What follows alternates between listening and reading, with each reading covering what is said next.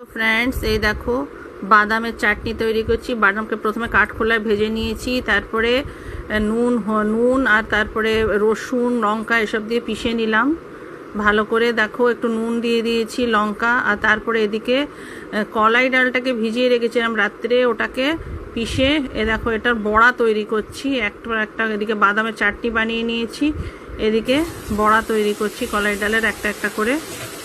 তো এই হচ্ছে যে বাদামের চাটনির সাথে খেতে খুব ভালো লাগে। আর এদিকে হাজব্যান্ডের জন্য পনিরের তরকারি তৈরি করছি। এগুলো সব সকালের আয়োজন হচ্ছে। এদিকে কলাই ডালের বড়া তৈরি হয়ে যাচ্ছে। এটা আমার মেয়ে খুব পছন্দ করে, আসলে ওকে একটু লাঞ্চেও দিয়ে দেবো একটুখানি। এই হচ্ছে চাটনি দিয়ে দেখো তৈরি হয়ে গেছে, আরও তৈরি করব এখন।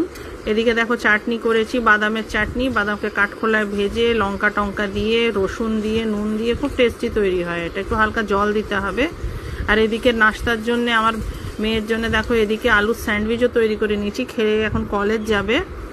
আর এদিকে দেখো বাদামের কি বলে চাটনির সাথে বড়াও তৈরি হয়ে গেছে। এটা হচ্ছে সকালের সব আয়োজন। কীরকম লাগলো একটু জানাবে তোমরা।